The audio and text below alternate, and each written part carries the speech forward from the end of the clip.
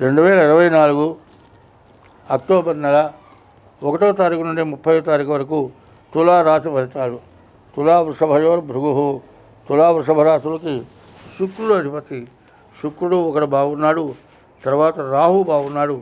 మిగతా గ్రహాలు ఏవి తులారాశికి బాగాలేవు.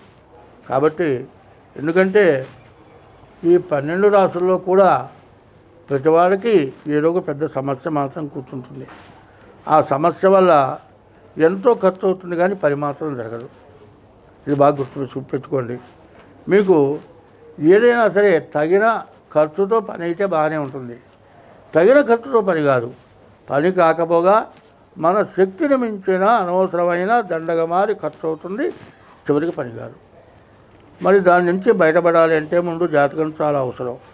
మరి ఈ రాశి వాళ్ళకి శని బాగాలేదు, తర్వాత గురువు అష్టమంలో ఉన్నాడు, ప్రాణకంటకుడు అంటారు. గురువు వల్ల రకరకాలైన సమస్యలు రావచ్చు. మనం మంచి మాట చెప్తే కూడా అవతల వాళ్ళకి చెడుగా తోస్తుంది. కాబట్టి మన పనింత వరకు మనం చూసుకొని ఇంకోటి సంగతి పోకుండా ఉండడం చాలా మంచిది. మీ డేట్ ఆఫ్ బర్త్ ద్వారా మీ జాతకం చూసుకోండి. ఈ రాశి వాళ్ళు ముఖ్యంగా ప్రతిరోజు శివాలయానికి వెళ్ళి శివాలయంలో ప్రదక్షిణ చేయండి. శివుడికి ప్రదక్షిణ చేసి తీర్థప్రసాదాలు తీసుకోండి. నవగ్రహాలకు ప్రదక్షిణ చేయండి. ప్రతి సోమవారం కూడా ఈశ్వరుడికి అభిషేకం చేయించుకోండి. మీ ఇష్టదైవాన్ని పూజించండి. ముందు మీ జాతకం చూపించుకోండి. ఇట్లా చేసినట్లయితే మీకు ఎటువంటి సమస్యలు రావు. గురువు అష్టమంలో ఉన్నాడంటే అష్ట కష్టాలు అంటారు. 8 రకాల కష్టాలు. డబ్బులు లేక, ఇంట్లో వాళ్ళకి ఆరోగ్యం బాగుండక, వచ్చే డబ్బులు రాక, ఉన్న డబ్బులు వృధాగా ఖర్చు అయిపోయి, మన చేతిలో ఎవరికో ఇచ్చి డబ్బులు రాక, ఎంతో కుటుంబంలో కలహాలు బయలుదేరి ఇట్లా సమస్యలు విపరీతంగా వస్తాయి.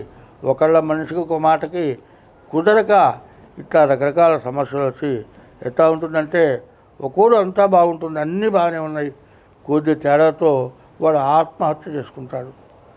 చచ్చిపోదాం అనేటువంటి ఆలోచనలు వస్తాయి. అందువల్ల అటువంటి వాటప్పుడు మనం జాగ్రత్త పడాలి. జాగ్రత్తగా జాతకం చూపించుకోవాలి. పెద్దవాళ్ళ మాట వినాలి. నీ ఇష్టదైవాన్ని పూజించాలి. విని చేస్తే మీకు అన్ని విధాలా బాగుంటుంది. మేషరాశి నుండి మీనరాశి వరకు కూడా ఏమి చేస్తే బాగుంటుంది. ఎట్లా అంటే జరుగుతుంది ఎట్లా ఉందంటే, జననం అనగానే శిరస్సు గడపడగానే జననం. శిరస్సు గడపడిన తర్వాత శిశువు భూమి మీద పడ్డ తర్వాత ఏడ్చిన తర్వాత అప్పుడు కానీ టైం వేయట్లా. మరి ఆ శిశువు బయటకు వచ్చి ఏడ్చేదాకా 10 నిమిషాలు, 15 నిమిషాలు, అర్ధగంట కూడా పడుతుంది. నక్షత్రం మారిపోవచ్చు, నక్షత్ర పాదం మారిపోవచ్చు, రాశి మారిపోవచ్చు, జన్మ లగ్నం మారిపోవచ్చు. మరి మీరు చెప్పిన టైంను బట్టి మేము జాతక చక్రం చేస్తాం. మరి జాతక చక్రం వేసి చెబితే మీరు చెప్పింది జరగట్లేదు అంటారు మీరు. కారణం ఏంది?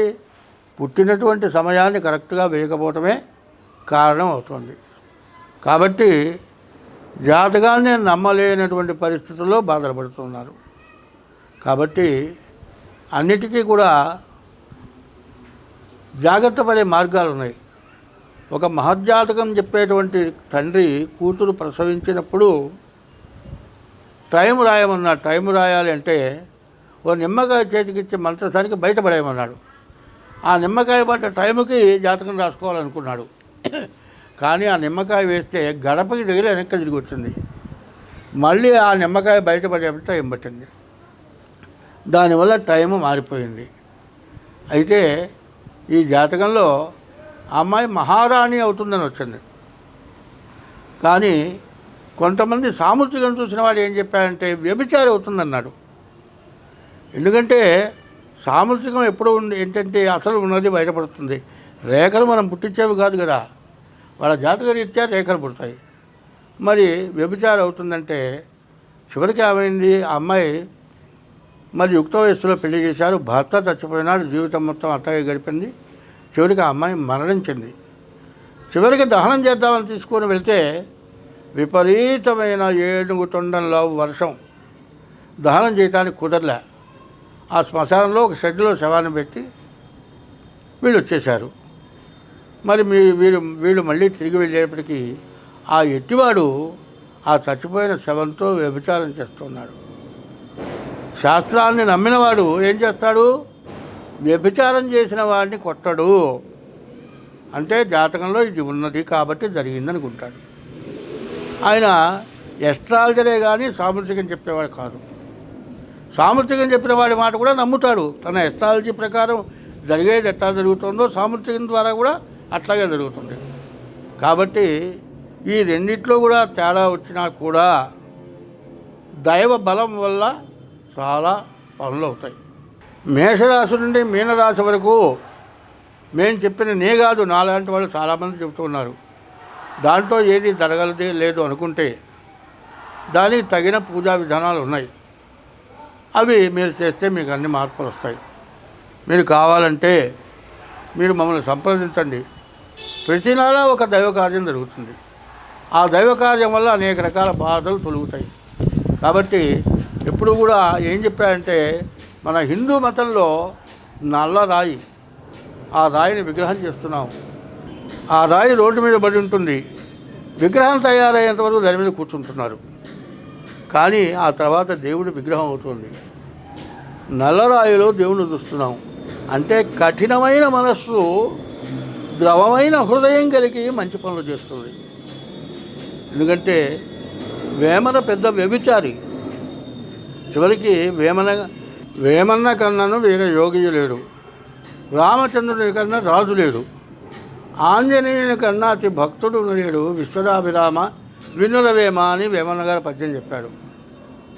వేమన్న గారు పచ్చి వ్యభిచారి.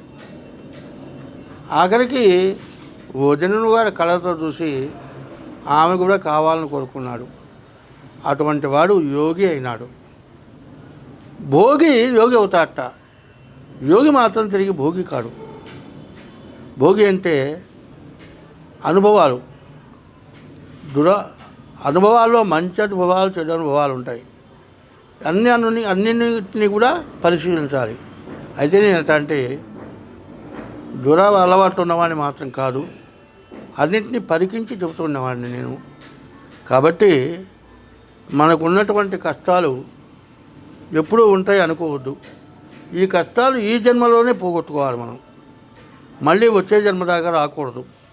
కాబట్టి జన్మంటూ ఉంటుంది కాబట్టి ఆ జన్మకి సమస్య లేకుండా చేసుకోవాలి అంటే మా చేత గ్రహ పూజలే కాదు, జాతకం చెప్పడమే కాదు, సాముద్రికం చెప్పడమే కాదు, ప్రతి నెలలో కూడా ఏదో ఒక దైవ సంబంధించినటువంటి పూజా కార్యక్రమాలు జరుగుతూ ఉంటాయి.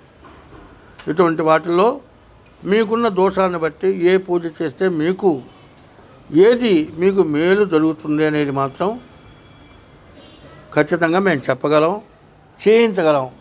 కాబట్టి ఇట్లాంటి వాటిల్లో పాల్గొనండి. అన్ని విధాలా మీకు భగవంతుడు మేలు చేకూరుస్తాడు. నేను చేకూరుస్తానని చెప్పట్లే, భగవంతుడు మాత్రం ఖచ్చితంగా మీకు తగినటువంటి దోషాలు మొత్తం పోగొడతాడు. అందరం బాగుంటాము. స్వస్తి.